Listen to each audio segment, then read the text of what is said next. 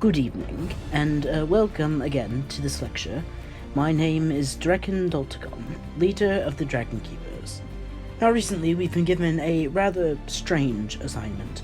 Most often Dragon Keepers work as a freelance organization, helping wherever we're needed. However, on certain occasions, we do get hired by kingdoms and royal families to hunt down certain dragons that have been causing issues. The dragon we are currently charged with hunting down is simply known as the Protagon. Frankly, the information we've been given regarding this creature is next to nothing. We haven't even been given a visual description, only being told that it has large claws, which, given that it's a dragon, kind of goes without saying. The only other thing we know about this dragon is that it's been hunting down and killing dragons of a certain subspecies, known as the Smiling Creatures of Joy, and these are the dragons we'll be discussing today. These dragons were all artificially created, though we are still uncertain as to how, and all share the common ability to breathe a thick gas that has different effects depending on the dragon. The first of these is known as the high-jumping jackrabbit, named due to its resemblance to common rabbits. As mentioned before, the Smiling Creatures of Joy can breathe a gas which has a different effect depending on the dragon. The gas that the high-jumping jackrabbit breathes causes anyone who breathes it to become much more energetic. Those who have experienced this effect have also stated that the gas smells similar to peppermint. Unfortunately, this dragon, along with one other we'll discuss today, was killed by the Protagon during an unknown event that is often referred to as the Joyful Midnight Hour.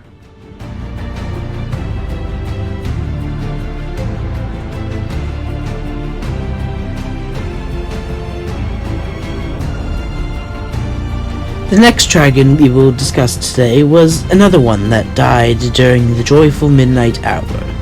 This dragon, known as the Bubbling Bubbavant, is a sea wyvern that greatly resembles an elephant, albeit somewhat more cartoonish and blue.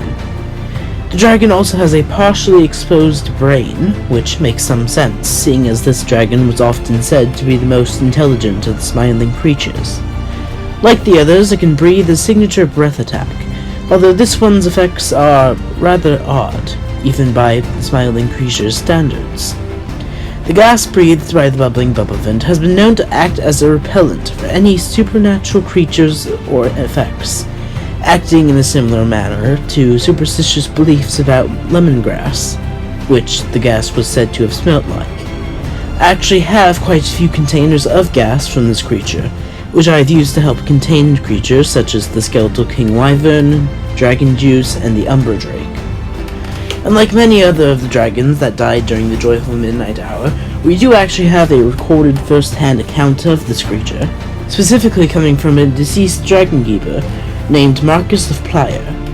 Marcus of Playa was hiking deep near a river, when suddenly he saw a blue elephant-like wyvern swimming in the river. He quickly looked at his dragon keeper's journal to see what the creature was, only to read its name, the Bubbling Bubbavant. He understandably laughed at the name, but little did he know the Bubbavant had heard him. Seemingly enraged at having been mocked, the Bubbavant chased him down, beating Marcus near death. Marcus survived the encounter, and, for the next few uneventful months, thought he was fine. Unfortunately for him, though, a Bubbavant never forgets.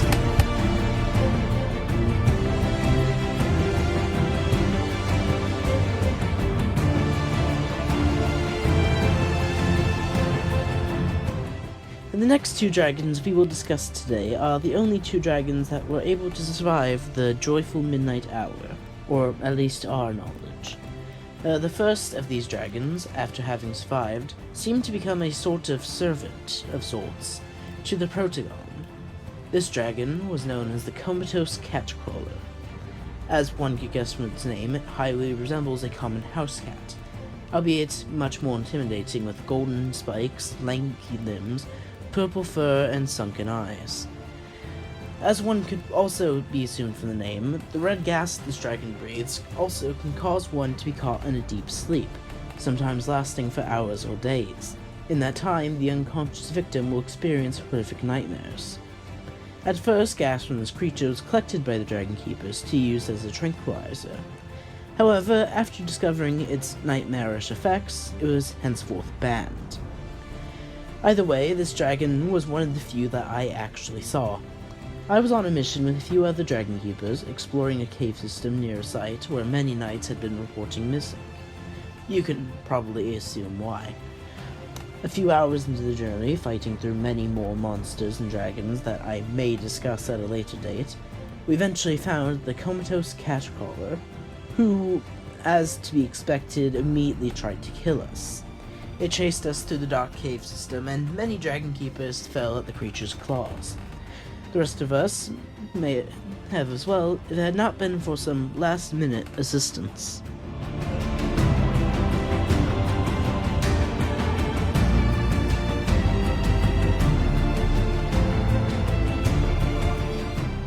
After a fair bit of running, I eventually heard a sound that sounded similar to barking. Having a feeling that I knew what this was, I led the group towards the noise. They were reluctant at first, but I eventually convinced them. Fortunately, my instincts were correct. In the back of the cave, chained up to the nearby walls, was an orange amphitheater with orange fur and a canine-like head. I immediately recognized it as the Daybreak Dog Dragon. I quickly cast a spell that undid its chains, and we were about to head off. Unfortunately, we were soon found by the catcrawler. The Daybreak Dog Dragon immediately began to attack the catcrawler. I told the other dragon keepers to run and shifted into my dragon form. Dog Dragon and I began to fight off the catcrawler and were doing rather well. Despite the high intensity of the situation, I was actually feeling quite calm during the fight, which I only learned later was due to Daybreak's vanilla-scented gas. Eventually, we had defeated the dragon, and I had planned to capture it alive. However, I soon wasn't given that option. Out of the darkness, a draconic hand with long claws stabbed at the catcrawler straight through the head, killing it. The Daybreak Dog Dragon and I then flew away, and the Daybreak is living on the preserve to this day. Though I do have a plan of sorts. If the Protagon really wants to hunt down the subspecies, there is a possibility we could use the Daybreak Dog Dragon as a lure.